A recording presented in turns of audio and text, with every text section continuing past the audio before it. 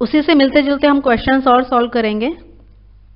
If an is equal to 3 and an is equal to thrice of an minus 1 plus 2, यहाँ पे condition given है n greater than 1 होना चाहिए और इसमें हमें फाइंड आउट करना है find next 5 terms of sequence. तो देखेंगे पहले क्या क्या गिवन है। गिवन में हमें a1 की वैल्यू गिवन है, ये हमारा 1 है, a1 की वैल्यू 3 है, यानी कि फर्स्ट टर्म हमें गिवन है और एक कोई जनरल फॉर्मूला गिवन है कि an is equal to thrice of an minus 1 plus 2। ये कंडीशन बहुत जरूरी है कि n should be greater than 1, यानी कि 1 से बड़ी वैल्यू हुई, हम 2 से स्टार्ट करेंगे। तो हमारा जो कि जनरल फॉर्मूला गिवन है जैसे क्या है, an is equal to thrice of an minus 1 plus 2 है, तो 1 से ग्रेटर क्या होगा 2। अगर हम 2 पुट करेंगे तो क्या आएगा, देखो थ्राइस तो है ही, a2 माइनस 1 और ये ऊपर जो है 2 ऐड है ही, तो क्या बन गया ये thrice of a1 plus 2। a1 की वैल्यू हमें गिवन है जो कि 3 है, हम यहाँ पुट करेंगे तो क्या आ गया 3 3 9 प्लस 2 11। ऐसे ही हम नेक्स्ट टर्म फाइंड आउट करेंगे। मान लो हम a3 फाइंड आउट कर रहे हैं, तो a3 क्या होगा, इसमें ही n की वैल्यू 3 पुट की जाएगी, thrice of a3 minus 1 plus 2 which is equal to thrice of a2 3 minus 1 2 और प्लस 2 हमारा चल ही रहा है। a2 की वैल्यू हमने ऊपर फाइंड आउट की है तो हम ये वैल्यू यहाँ डाल देंगे, thrice of 11 plus 2 which is equal to 11 3 33 plus 2 35। तो अब ही हम a4 और फाइंड आउट करेंगे। a4 के लिए क्या करेंगे, a थ्राइस तो है ही, a ये जो 4 है वो जनरल फॉर्मूले में ही डालते चले जाएंगे, 4 minus 1 plus 2 which is equal to thrice of a3 plus 2। अब a3 की वैल्यू हमने ऊपर फाइंड आउट की है वो यहाँ पुट कर देंगे, thrice of 35 plus 2 which is equal to ये हो जाएगा 105 एंड प्लस 2 107। और अभी तो हमने 4 टर्म्स निकालनी है, 5 टर्म्स फाइंड आउट करनी है ना, तो अभी हमारी 3 टर्म्स आई हैं। ऐसे ही हम a4 और a5 फाइंड आउट करते चले जाएंगे। a5 के लिए क्या आएगा, यहाँ पर थ्राइस ऑफ a4 प्लस 2 हो जाएगा, a4 हमने ऊपर फाइंड आउट किया ही है। a4 हमारा आएगा ऊपर हमने जैसे कि निकाला है 107 प्लस 2, इसको जब हम सॉल्व करेंगे तो हमारा आएगा आंसर 323 एंड लास्ट जो होगा वो a6 होगा। a6 is equal to thrice of a5 plus 2। Now we have the value of a5 which is equal to 323 plus 2 which is equal to, solve करेंगे तो 971। तो हमारे पास ये 5 टर्म्स आ जाएगी, एक तो 11 35 107 323 एंड 971। ये एक बहुत सिंपल टॉपिक है जिसके ऊपर सिर्फ एक मार्क्स का क्वेश्चन आएगा, ज़्यादा नंबर का नहीं आता इस पे, बट हमारा बेस क्लियर होना बहुत ज़रूरी है, इसलिए हम ये सब सॉल्व कर रहे हैं। नेक्स्ट क्वेश्चन इज, थोड़ा ध्यान से देखना पड़ेगा इस क्वेश्चन को। Find the 960th and 961th terms of the sequence. हमें यहाँ an गिवन है, an की फिर से वही 2 वैल्यूज आ गई हैं। फर्स्ट है n अपॉन 9 बाय 96 माइनस 1, इसके लिए कंडीशन गिवन है if n is not the square of natural number, यानी कि परफेक्ट स्क्वायर नहीं होना चाहिए नेचुरल नंबर का, of a natural number, condition given है। एंड सेकेंड है 6 is to 1 by 2 if n is the square of natural number,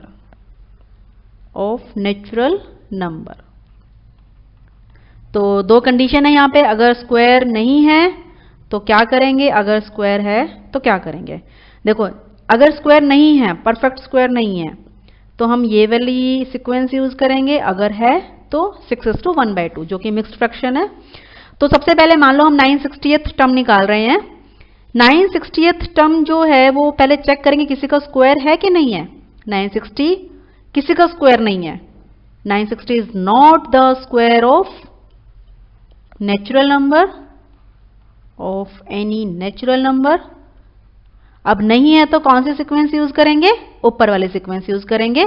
तो हम यहां पर क्या निकालेंगे, a 960 is equal to n की वैल्यू हम पुट करेंगे ऊपर वाले सीक्वेंस में, यहां पुट करने जा रहे हैं n की वैल्यू 960 यहां पुट कर दिए, यहां भी 960 पुट करेंगे। 960 बाय 96 माइनस 1, इसको सॉल्व करेंगे, क्या आएगा 960 अपॉन ये कैंसिल होकर के 10 आ गया, 10 minus 1 9 which is equal to, इसको हम जब डिवाइड करेंगे तो मिक्स फ्रैक्शन आएगी 106:2/3। अब हम 961 टर्म्स निकालेंगे, पहले ही चेक करेंगे वो किसी का स्क्वायर है। सबसे पहले हम चेक करेंगे 961 इज द स्क्वायर ऑफ 31, तो which is a square of a natural number, which is a square of natural number. तो इसके लिए हम कौन सी सीक्वेंस यूज करेंगे, नीचे वाली सीक्वेंस यूज करेंगे जो कि 6:1/2 है। तो हमारा यहां पर क्या आंसर आ जाएगा, सीधा लिख देंगे हम, इसको सॉल्व करने की कोई जरूरत नहीं है। तो क्या लिख देंगे, a 961 is equal to 6:1/2 which is equal to 13/2। ये हमारा आंसर आ जाएगा। एक लास्ट क्वेश्चन और करेंगे इसी टाइप का। ये वाला क्वेश्चन थोड़ा इंपॉर्टेंट है। If an is equal to an square plus bn plus c and a1 is equal to 10, a2 is equal to 19 and a3 is equal to 32, find the values of a, b and c। मैंने यहाँ पे पूरी statement लिख दी है। अब सबसे पहले हम किस पे फोकस करेंगे, गिवन क्या है। देखो गिवन में एक हमें जनरल फॉर्म गिवन है सीक्वेंस की, which is equal to A N is equal to A N square plus B N plus C. ये मल्टीप्लाई में है, A N A into N, ऐसे यहाँ पे बी इंटू एन है। तो जैसे कि हमें क्या गिवन है, a1 is equal to 10 given है, तो हम n को सबसे पहले 1 से रिप्लेस करेंगे। तो 1 से रिप्लेस कर रहे हैं तो क्या आएगा, और a1 की वैल्यू गिवन है 10, वो हम यहाँ पुट करेंगे तो ये आएगा a प्लस बी प्लस सी। तो एक इक्वेशन बन गई है। तो हम इसको थोड़ा फाइनल करके लिख रहे हैं कि a plus B plus C is equal to 10, और इसको इक्वेशन फर्स्ट कंसिडर कर लेंगे। अब हम सेकेंड इक्वेशन बना लेंगे इसी तरीके से। a2 हमें क्या गिवन है, 19 गिवन है, तो हम n की वैल्यू यहाँ पुट करेंगे। इसको हम एक तरह से स्टार एज्यूम कर लेते हैं। Put n is equal to 2 in star, then a2 is equal to a into 2 square plus b into 2 plus c, और a2 हमें गिवन है 19 है, तो ये बन गया 4a plus 2b plus c। इसको भी हम फाइनल करके लिख रहे हैं, तो ये आएगा 4a plus 2b plus c is equal to 19। ये हमारी सेकेंड इक्वेशन आ जाएगी। अब हमें देखो गिवन क्या है, a3 भी 32 गिवन है, तो हम 32 यानी कि हम n के लिए 3 से रिप्लेस करेंगे।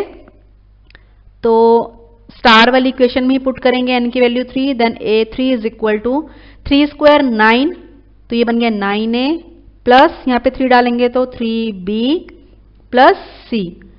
तो इसको भी हम फाइनल करके लिख रहे हैं। देखो हम यहाँ एक चीज ऑब्जर्व करेंगे कि 3 वेरिएबल्स आ रहे हैं। ये पहले हम इसको लिख रहे हैं 9a plus 3b plus c is equal to a3 की वैल्यू क्या गिवन थी 32। तो 3 इक्वेशंस आ गई हैं। तो 3 वेरिएबल्स को कैसे सॉल्व किया जाता है, हमेशा ध्यान रखना, जब भी 2 अननोन वेरिएबल्स होंगे तो 2 इक्वेशंस गिवन होंगी, 3 अननोन वेरिएबल्स होंगे तो 3 इक्वेशंस गिवन होंगी। तीनों इक्वेशंस को हम एलिमिनेशन मेथड से सॉल्व करेंगे।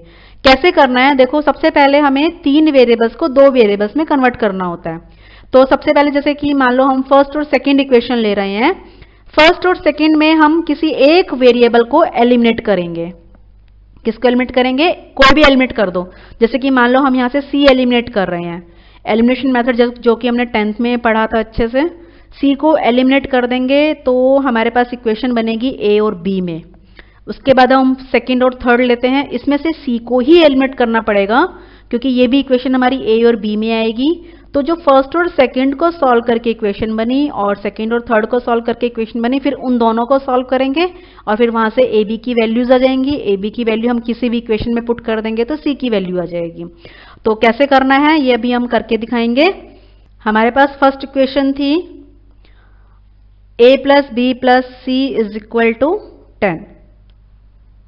a plus B plus C is equal to 10 and second equation थी 4a plus 2b plus c is equal to 19।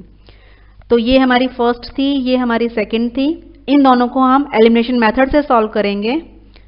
तो देखो यहाँ पर c जो है साइन चेंज करने पर कैंसिल हो रहा है, तो हम इसको सब्ट्रैक्ट करेंगे। इसको सबके साइन चेंज कर दिया हमने, c से c कैंसिल हो गया। तो यहाँ आएगा हमारा -3a minus B is equal to -9। हर एक टर्म में माइनस है तो हम कॉमन लेके कैंसिल कर सकते हैं। इसको हम ऐसे भी लिख सकते हैं 3a plus B is equal to 9। इसको हम फोर्थ इक्वेशन कंसिडर कर लेंगे। अब जैसे कि मैंने ऊपर बताया, पहले फर्स्ट सेकंड लेना है, फिर सेकंड और थर्ड लेनी है। अब हमारे पास सेकंड इक्वेशन क्या थी?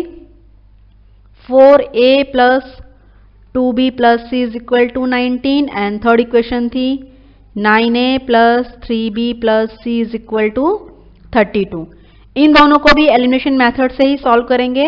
लेकिन एक चीज का ध्यान रखना, जैसे कि हमने फर्स्ट और सेकंड इक्वेशन में c को एलिमिनेट किया है तो इसमें भी c को ही एलिमिनेट करना पड़ेगा। कोई और दूसरा वेरिएबल हम लोग एलिमिनेट नहीं कर सकते हैं। तो यहाँ c से c कैंसिल हो गया है, यह आएगा -5a minus b is equal to 32 minus 19 करेंगे -13 आएगा। इसमें भी हर एक टर्म माइनस से डिवाइड हो रही है तो हम इसको थोड़ा सा सिंप्लीफाई कर लेंगे। 5a plus B is equal to 13। इसको इक्वेशन फिफ्थ कंसिडर कर लेंगे। अब हम एक चीज ऑब्जर्व करेंगे, हमारी जो फोर्थ और फिफ्थ इक्वेशन है उन दोनों में a और b आ गए, यानी कि 2 वेरिएबल्स में कन्वर्ट हो गई हैं। अब इसको तो सॉल्व करना और भी इजी हो गया है। Now solve fourth and fifth using elimination method. Elimination method सबसे इजी पड़ता है, इसलिए हम लोग यही यूज करते हैं ज्यादातर, एलिमिनेशन मेथड। तो ये है हमारे पास 3a plus B is equal to 9 and 5a plus B is equal to 13 है। इसमें देखो b कैंसिल हो रहा है, हम साइन चेंज कर देंगे b के। तो b के क्या सारे साइन चेंज करेंगे, सब्ट्रैक्ट करेंगे तो सारे साइन चेंज होते हैं। b से b कैंसिल, यहाँ आया -2a is equal to -4 then a is equal to 2। अब a की वैल्यू अगर हम इक्वेशन फोर्थ में पुट करेंगे तो देखो हम फोर्थ में पुट करने जा रहे हैं, तो यहाँ डालेंगे 3 2 6, 6 plus b is equal to 9 then b is equal to 9 minus 6 is equal to 3। b की वैल्यू आ गई है। अब हम अगर a और b दोनों की वैल्यूज फर्स्ट इक्वेशन में डाल देंगे। देखो फर्स्ट इक्वेशन क्या थी, a plus B plus C is equal to 10 है। तो हम यहाँ पर a की वैल्यू डाल रहे हैं 2, b है 3, c हमारे पास आ जाएगा इसे सॉल्व करेंगे तो ये 5 हो गया। 10 माइनस 5 is equal to 5 then c is equal to 5। तो हमारे पास तीनों वैल्यूज आ गई हैं a b c। अगर हमसे ये पूछा जाए कि a b c की वैल्यू जो हमें जनरल टर्म गिवन थी ना, an is equal to 3a square an square plus bn plus c, हम वहां पर भी पुट कर सकते हैं तो हमारा फाइनल आंसर आ जाएगा। बट हमें यहाँ पर इतना ही पूछा गया तो हम इसको यहीं पर ही छोड़ देंगे।